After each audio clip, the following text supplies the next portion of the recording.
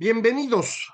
Esto es Fuera de la Caja. Yo soy Macario Esquetino y le agradezco mucho que me escuche en esta evaluación de lo ocurrido en la semana que terminó el 25 de junio de este 2023, una semana que termina con dos eventos que creo que son muy importantes, uno global y otro aquí local. El evento global, usted lo sabe, el fin de semana, de hecho el viernes, hay un levantamiento en contra del señor Vladimir Putin allá en Rusia, de parte de este grupo que él mismo había promovido, que le llamaban el grupo Wagner, un grupo de mercenarios que había estado organizando desde su inicio el señor Eugenio Prigozhin, eh, que es uno de los oligarcas que hicieron fortuna alrededor de Putin. A él se le ocurrió hacer esto hace ya 10 años. Utilizaron a ese grupo para, por ejemplo, Crimea, la invasión de Crimea en 2014, que fue cuando le quitó Rusia a Ucrania esta península de gran importancia estratégica. Han participado también, si no me equivoco, en la guerra de Siria, en distintas partes en África, mercenarios que le servían a Putin para intervenir militarmente en algún lugar sin que Rusia tuviera la culpa, porque no era el gobierno ruso, sino que es un grupo que yo no conozco, que, etcétera, ¿no? Pues este grupo ha ido creciendo, eh, dicen tener 50,000 efectivos, no sé si es cierto, una parte de ellos son criminales que Putin autorizó que salieran de las cárceles a cambio de que fueran a trabajar ahí al grupo Wagner. Son soldados de élite, han sido pues capacitados y armados de manera muy superior a lo que ha ocurrido con el ejército ruso formal. Desde hace tiempo había un gran conflicto entre este grupo Wagner y el ejército ruso, porque pues decía Prigozhin que ellos son los que estaban tomando Ucrania y que el ejército era una bola de inútiles. No está muy lejos de la realidad, pero tampoco él y su grupo tuvieron éxito, en particular en el intento de captura de Bakhmut. eh, Finalmente fracasaron. Y entonces la, el ejército, la estructura de las Fuerzas Armadas rusas empezó a presionar a Putin para pues quitarle a Wagner esta trato preferencial que tenían. Putin no había querido decidir entre los dos. Eventualmente esto llevó a que Prigozhin, sintiendo que ya no tenía salida, dijera pues que el problema era el ejército ruso y que Putin había cometido un error al invadir Ucrania y que él lo iba a resolver tomando Rusia. Y se regresaron, se movieron desde Ucrania rumbo a Moscú, estaban ubicados cerca de la parte de Crimea, tomaron esta ciudad que se llama Rostov sobre el Don, que es en donde se habían establecido las bases de control militar para esta zona desde 2014. Esa ciudad la controlan muy rápido, se van hacia el norte, llegan a controlar otra ciudad grande, que ya no recuerdo su nombre, continúan el avance y faltando cerca de 200 kilómetros para llegar a Moscú, de pronto nos dice el señor Prigozhin que pues ya se va a regresar, que no pasa nada, que llegaron a un arreglo gracias a la intervención del señor Lukashenko, que es el sátrapa que gobierna Bielorrusia. Eh, para ese entonces, el señor Putin ya había salido en televisión diciendo que esta era una rebelión, era una traición y que iban a ser castigados con todo el rigor de la ley. Pero no, lo que lograron fue un acuerdo en el cual Wagner se regresa, Prigozhin le dan permiso de seguir vivo y pasar a Bielorrusia un tiempo en donde se garantiza su seguridad, y hasta ahí. En realidad esto es una cosa muy complicada porque pues ha mostrado algo que ya habíamos comentado desde hace tiempo, y es que Putin, a la hora de arrancar esta guerra y no ganarla, corría el riesgo de perder el control al interior de Rusia. Y creo que ya estamos en ese proceso. Esto no significa que el señor Prigozhin vaya a ser quien gobierna, ni mucho menos, pero es una muestra de que ya no hay un control claro de parte de Putin. Me imagino que ahorita los golpes deben estar durísimos allá en Moscú, viendo a ver pues cómo van a volver a controlar el territorio. Creo que es un momento muy apropiado para Ucrania, para que puedan recuperar territorio. Durante el levantamiento de Wagner, el ejército ruso, para evitar que Ucrania aprovechara, les aventó todos los misiles que tenía, pero pues estas cosas no se resuelven en 36 horas, como fue el tiempo que duró esta rebelión. El impacto de estos fenómenos es bastante más largo, y me parece que en lo que vuelve a establecerse una línea de control razonable, sí hay un espacio para que Ucrania recupere buena parte del territorio. Vamos a ver en qué acaba. Eh, para mí es muy claro que Putin ya no tiene un futuro seguro. Eh, no tengo la más remota idea de cómo se va a reemplazar. No esté usted esperando que de pronto va a llegar un milagroso demócrata. Rusia no conoce la democracia en toda su historia, no la va a conocer de un día para otro y saliendo de Putin. Entonces, no esperemos nada excepcional, pero sí un cambio de poder en un país que pues está ya en plena decadencia. Rusia ha perdido población desde hace ya pues prácticamente 10 años. Va a perder población a un ritmo mayor en los siguientes años. No tiene una economía sólida, ellos dependen esencialmente de combustibles, petróleo y gas, eso es lo que exportan, la mitad de sus exportaciones son eso. No tienen manufacturas relevantes, dependen de estarle comprando al exterior. Entonces, pues Rusia no tiene un futuro relevante, lo cual nos quita un competidor a México, rumbo a donde llegaremos muy pronto, que será convertirnos en la 10ª economía más grande del mundo. Cuando digo muy pronto me refiero a 25 años, pero bueno, uno de los competidores por ese lugar era Rusia. Ya no va a competir, entonces pues tenemos más posibilidades hacia adelante. El otro fenómeno relevante, decía yo, es local y es finalmente el acuerdo que se logra entre los partidos de oposición y las organizaciones ciudadanas que pues han impulsado las dos grandes manifestaciones que usted recuerda, 13 de noviembre y 26 de febrero, en donde la ciudadanía mostró que sí tiene un interés en que este país siga siendo un país democrático y en donde se cumplen las leyes. Eso es esencialmente lo que las manifestaciones nos dijeron. No pudo uno extraer de ahí mucho más, pero eso es bastante. Esta ciudadanía no está organizada. Si estuviera organizada sería otra cosa, pero no está.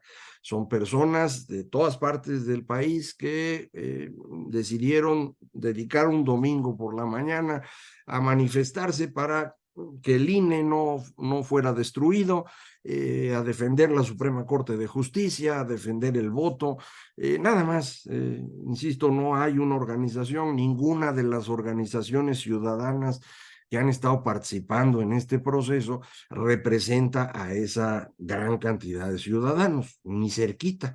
No pueden hablar a nombre de ellos, mucho menos, pero hay que participar de alguna manera en encontrar un camino que permita que este tipo de manifestaciones públicas se conviertan en manifestaciones políticas, es decir, que puedan tener un efecto en el proceso de alcanzar el poder.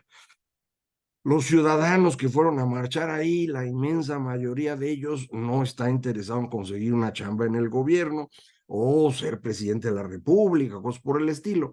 Pero se necesita que esa voluntad que se hizo notar ahí pueda convertirse en una estructura de gobierno que facilite precisamente que haya democracia y que se cumplan las leyes. Esto tampoco va a pasar de un día para otro. Otra vez Si bien Rusia nunca ha conocido la democracia en su historia, pues México nada más la ha conocido por 25 años, de 1997 a 2018, con sus asegúnes a 2021 y si tenemos suerte a 2024.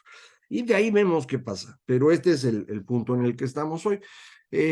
Aquí había el riesgo, primero, de que la coalición PAN-PRI-PRD no pudiera sobrevivir.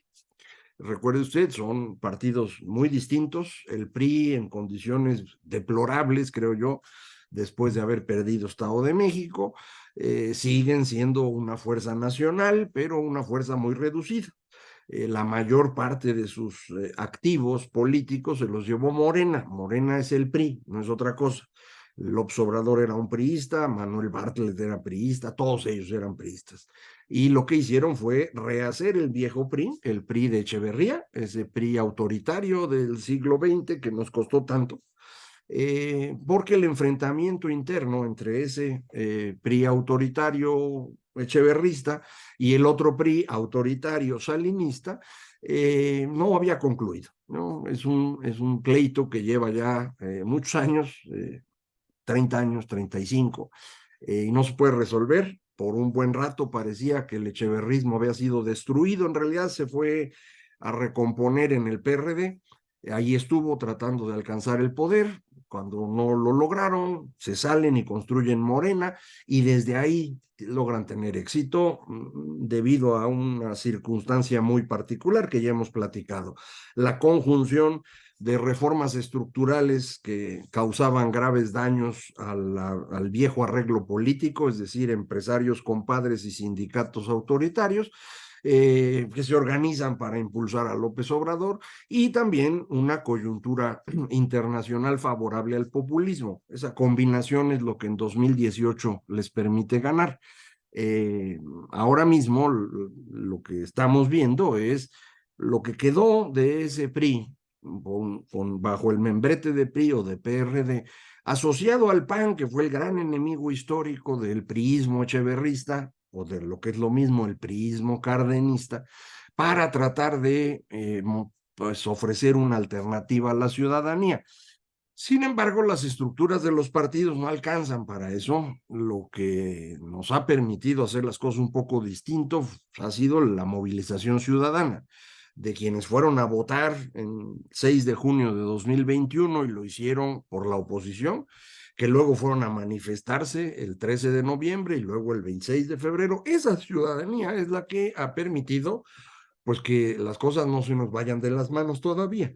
Y esa ciudadanía es la que pues está incorporándose ahora de manera indirecta a través de estas organizaciones ciudadanas que no la representan, pero que están haciendo un esfuerzo por abrir avenidas para que esta ciudadanía pueda expresarse. Pues esto es lo que lograron durante el fin de semana, un arreglo en el cual los partidos políticos van a prestar sus membretes que son indispensables para la competencia y los están intercambiando por un respaldo de legitimación ciudadana. ¿Va a ser una campaña de ciudadanos? No, no va a ser. Eso no va a ocurrir, ni ocurre nunca. ¿Va a ser una presencia exclusiva de los partidos que se han quedado con todo? No, tampoco. Precisamente este es lo relevante del arreglo. Los partidos no lograron todo lo que querían y la ciudadanía, que no está representada exclusivamente por estas organizaciones, pues logró una apertura que de otra manera no tenía. Esa apertura, ¿cuál es? La posibilidad de que haya candidatos, candidatas que no son de los partidos políticos y que participen en el proceso de donde va a salir el candidato o candidata presidencial. Es un proceso que tiene varios pasos. Primero hay que eliminar a muchísima gente ocurrente que de pronto dice yo soy el que debe ser presidente, siempre hay de estos. Entonces, para eso, pues dijeron que juntar firmas. El PAN había originalmente dicho que 1 millón de firmas, que es un absurdo, ni siquiera el PAN tiene ese número de militantes. Entonces, bueno, ya lo bajaron a un número más razonable, no sé en qué acabaron, si en 100 o 150,000, pero es un número razonable que sí se puede conseguir. Los partidos lo hacen con cierta facilidad, la ciudadanía sí, en versión amplia no lo puede hacer, pero a través de estas organizaciones ciudadanas mencionadas sí es factible. Y esto va a permitir tener un grupito de personas, no sé cuántas van a ser, a lo mejor 15 o 20, que quieren ser candidatos, van a tener algunos debates o cosas así, para después con encuestas limitar el número a una cosa razonable, no sé, 3, 4, 5, que van a ser evaluados fundamentalmente por su capacidad de promover voto. No sé exactamente quién va a hacer la encuesta, ni cómo, ni demás, pero eso es lo que entiendo que van a hacer. Y una vez teniendo esto, estas personas vuelven a debatir o tener alguna forma de presentarse ante la ciudadanía con sus ideas y el día 3 de septiembre van a poner casillas por todo el país para una votación electrónica. Esto para que los resultados puedan ser rápidos y para evitar también el que haya pues una ola, por ejemplo, de morenistas que quiera poner un candidato a modo. Eh, para ir a votar ese día usted tendrá que haber sido registrado en un padrón que se va a conformar con quienes firmen a favor de los candidatos o quienes quieran incluirse en el padrón aún sin firmar a favor de nadie. Más o menos así está la cosa. Va a ser más claro después. De hecho, mientras yo estoy grabando para usted, estarán arreglando el evento donde van a presentar esto, pero es lo que entiendo que acordaron. Capaz que anuncian una cosa ligeramente distinta, ya lo veremos. Pero esto es un asunto histórico. Mucha gente no le va a gustar, como siempre. Ya usted hay siempre un montón de personas que dicen, no, es que mira, podría ser, pues podría lo que tú quieras, mano, pero lo que hay es esto. No puede uno comparar lo que uno tiene enfrente con utopías, con cosas inexistentes, con imaginaciones. Es la razón por la cual López Obrador pudo ganar, porque él le ofreció a la gente cosas imposibles. Pero como es un mentiroso de cuerpo completo, pues el señor no tenía dificultad en decirles cosas que sabía que no iba a cumplir. La gente es capaz de creer lo que sea. Y este es el problema. Si usted ve las cosas con un poquito de moderación, con cierta lógica, se dará cuenta que uno no puede hacer grandes movimientos en ninguna cosa. De manera pues que cuando alguien llega y dice, es que vamos a tener un candidato ciudadano, ándale, güey. ¿Y cómo? Si las leyes no te lo permiten, si todo está construido para que los partidos controlen la elección, pues eso no va a cambiar para mañana, menos ahorita que ya no se pueden cambiar las reglas. Entonces, pues hay que jugar con lo que uno tiene enfrente. Y eso es lo que hay en este momento. Me gustaría que hubiera aquí un político de primer nivel. Pues sí, nada más es difícil imaginar quiénes son esos políticos a nivel global, mucho menos aquí en México. Las opciones que tenemos, usted las conoce, distintos nombres de personas que algunos me parece serían buenos presidentes o presidentas, pero malos candidatos, otros que pueden ser excelentes candidatos, pero no sabemos cómo pueden ser de presidentes. No se puede tener un milagro en este momento, de forma pues que a mí me parece que lo que se ha logrado es realmente histórico, insisto. Una vez hubo primarias para elegir un candidato presidencial, 1987. El Partido Mexicano Socialista decidió quién iba a ser su candidato presidencial a través de una elección. El candidato fue Eberto Castillo, que no llegó a la elección presidencial porque fue obligado a declinar a favor de Cuauhtémoc Cárdenas, que acababa de salir del PRI, se había convertido en candidato del PARM, el auténtico a la Revolución Mexicana, crearon el Frente Cardenista y después de una gran manifestación en la UNAM, en ese año de 1987, en donde pues estaban haciendo sus primeros esfuerzos de organización personas como Carlos Simas, Imanol Ordorica o Claudia Sheinbaum. En ese momento obligan a Eberto Castillo a renunciar. Entonces, el gran esfuerzo de una elección primaria terminó en entregarle la candidatura de la izquierda de ese entonces a Cuauhtémoc Cárdenas y poco después entregarle la izquierda completa al echeverrismo. Ese fue el resultado de ese proceso que hoy nos tiene en manos del echeverrismo dirigido por el señor López Obrador. Entonces ya había habido una vez primarias y funcionaron en el sentido de que se pudo seleccionar al candidato y después las cosas ya se movieron en un rumbo distinto. Ahora es lo mismo, no se pueden llamar primarias porque este momento en el que estamos hoy no es un momento electoral. La precampaña, el momento electoral empieza el 4 de septiembre y por eso todos tienen que decidir antes del 4 porque una vez que empiece el 4, a partir del 4 de septiembre, cualquier cosa que se haga ya se convierte en violación a la ley. Lo que están haciendo ahorita, que nos parece que viola la ley, parece que no lo hacen, porque la ley no reconoce este momento. Usted dirá que es un absurdo, pues yo qué quiere que haga. ¿De dónde viene esa ley? Viene del berrinche de López Obrador de 2006, ¿se acuerda usted? Hasta ese momento las reformas electorales habían hecho a este país cada vez más liberal. En 2007 hicimos la reforma electoral de retroceso que nos ha llevado al momento en el que estamos hoy y con eso hay que jugar. Y me parece que en este momento las cosas se empiezan a poner más interesantes, pero no se preocupe, de todo eso vamos a estar platicando aquí en Fuera de la Caja.